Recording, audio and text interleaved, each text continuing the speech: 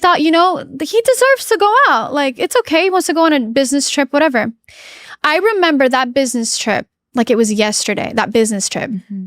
He called me quite a few times where I felt like, you're calling me a little too much. Mm-hmm. Like, I was just like, I don't know. Like, it's okay. Go have fun, you know? And he pocket dialed me accidentally. And I heard women in the back. There were a couple women. And I thought, okay, well, I guess my husband's hanging out with women. Yeah. I'm thinking, whatever. Hung up the phone, continued my day. A couple of months go by, and this blonde male makeup artist makes this video on YouTube talking about my husband and how he was in Miami, and there was this group of people, and there was all these girls, and there was this boat, and all these. And to be honest with you, till this day, I never watched the video, but I have gotten that like information from some good friends who watched it for me and were able to like process it for me and help me process it. And I was pregnant in that moment.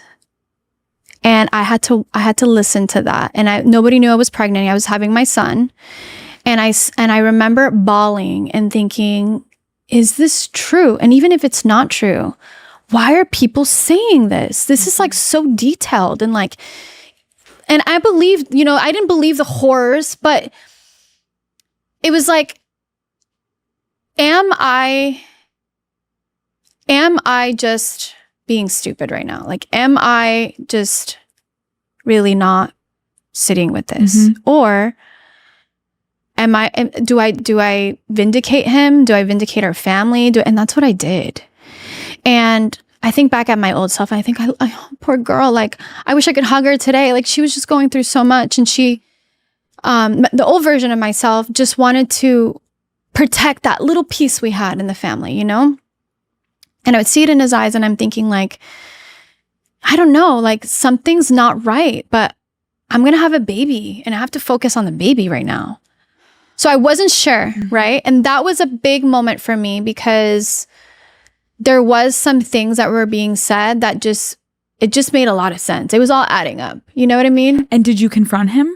Yeah, I did, but not in a way where I was like, it was more like, how do we fix this? Because this is not true. And he's like, yeah, that's not true. That's, whatever, this guy, and he's making things up, and oh my God, he's trying to extort me and this and that. And, some of those things were true, some of them weren't. And I thought, how do we fix it? And I was just lying to myself. Yeah. I knew deep inside something didn't feel right. Yeah. But then a couple months later, I was, we were filming this thing called Vlogmas on YouTube. People film every day for the month of December. And we had done it, it was like a common I remember. We would do every winter. And this was in December. And I was, at that point, I was like about 3 months pregnant with my son. Mm-hmm. I didn't know I was having a boy yet. So I just, I was pregnant. I wore baggy shirts and like, I'd wear bigger shirts because I didn't want anyone to know yet. I wanted to keep it to myself, especially because there was all this like negativity going around about him. Yep. So I'm like, I'm just going to keep this to myself. And then there was this moment that changed everything for me. I had a dream. I have a lot of dreams. Yeah. Very symbolic. I'm sure you do too. Yeah. I had a dream where I was walking into my bedroom, the bedroom I was sleeping in. We had this massive, long, 10-foot bed. I'm walking into the room, and he's sitting in the bed, and there's a woman with this beautiful blonde hair. And I just see the back of her, and she turns around, and she's this demon. And I woke up from that nightmare, and I was crying. I was like, oh my God, that was the worst nightmare I've ever had. Like, there was a demon on my bed. And the whole day felt eerie. It was so eerie. It was so weird. And I didn't tell anybody. And I was just like, that's so weird. Couple of hours later, we start filming. And we go to this studio to get my daughter's first haircut. She was a year old, just getting her first haircut. And he, our assistant, who was Austin's friend from back in the day, was there. It was Austin and myself and our daughter. And when we walked in, there's some fans and they were like, can we take a picture? And I'm like, yeah, like let's finish filming. You doing this and we'll take the photo. So they're all waiting there. And, everyone in the salon knows who we are and stuff. So it was just, a regular moment. Yeah. We're there filming. He's filming our daughter's first haircut. And I'm kind of like, I'm taking photos for myself for my phone, like, oh my gosh, like taking the photo. And then like a movie, my phone dies. It just goes black. And I look at him without a thought and I go, give me your phone. Let me take a photo. Because, we're going to miss the moment. She's getting her first haircut. As soon as my hand grabs that phone, mind you, I had never looked in his phone. Ever. Never.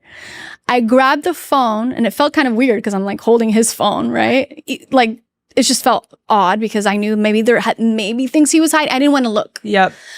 As soon as I grabbed the phone, no, like out of a movie, this long text comes through. If you really love your wife, you wouldn't be da da da da da. And I like my brain scanned it, but I wasn't able to read it fully. But in that moment, my heart drops. I'm pregnant. There's people watching us. The camera's on. It felt like it just felt surreal. The assistant notices, looks at him. He grabs the phone from me and instantly deletes the message. And I thought, oh my gosh, it's true. Oh my God. Yeah. And I was calm, very calm. And we paid and we finished. I wasn't in my body anymore. I wasn't on earth anymore. We walk out of the store or the salon and I said, Austin, who was that? And he's like, it's nobody, it's nothing. Please tell me who that was. I saw the text. And I kept replaying what I could have done. Should I ran to the bathroom? Like, should I take, I'm like, what should I have done? Right, like tackle him and read it. Like, no, I was like, I didn't get to fully read it. But you saw enough that it said, if you really love me, you'll leave your wife. It was an emotional, I saw enough to know instantly, this is an emotional relationship he's having with somebody. This is a woman that is having a relationship with my husband. And we got in the car and, then my voice got a little, who was that? Oh, like lower your voice, the kids. And I'm like, okay. And I'm calming myself. The kids are in the car. Let's have grace, right? Stay strong, poised, get home. We get home, blacked out. I was like yelling, screaming, tell me, please, just tell me who that was. Right. Please I feel so stupid. Just tell me, I'm having a baby. Please just tell me. And I ran out of the house. I got in my car and I just started driving. And I didn't know where I was driving, just driving. Crying in the ocean, bawling. I couldn't even see where I was driving. And I thought I need to park somewhere. So I went to a park, parked at the park, put my hands on the wheel. And I said, God, if you hear me, please tell me what to do. And in that moment, it's so interesting because I knew that one day I'd have a son and that I would name him Steele. There was like this inner knowing. Mm-hmm. And when I had that conversation with God and I was really, it was just like a point of I'm surrendering. Just tell me what to do. And I heard this voice and it was like, you are having your son. There's a reason you named him Steele. You have to stay strong for this whole pregnancy and just don't make any impulsive decisions. Just keep going. Just keep this in the back of your mind. It's gonna live there and you're gonna see everything's gonna make sense, but don't make any big decisions right now. And I went home and I acted like nothing. I acted like nothing. I didn't talk to him for a couple days. I think that was the longest we'd ever gone without talking since we met. I think we went like 2-3 days. In that really dark period of my life, my marriage was going downhill. I lost my house. My business partners scammed me. Many, many things were happening in our internal lives, our family, our friends, all the things. I just had a baby. I was really in a really dark place.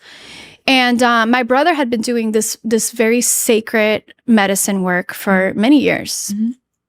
And he would tell me all the time, Catherine, one day, like when you're ready, I'll be here for you. And it's a solo journey.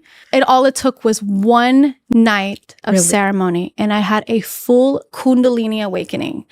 I remembered everything. It completely changed my life. So it's a very powerful tool.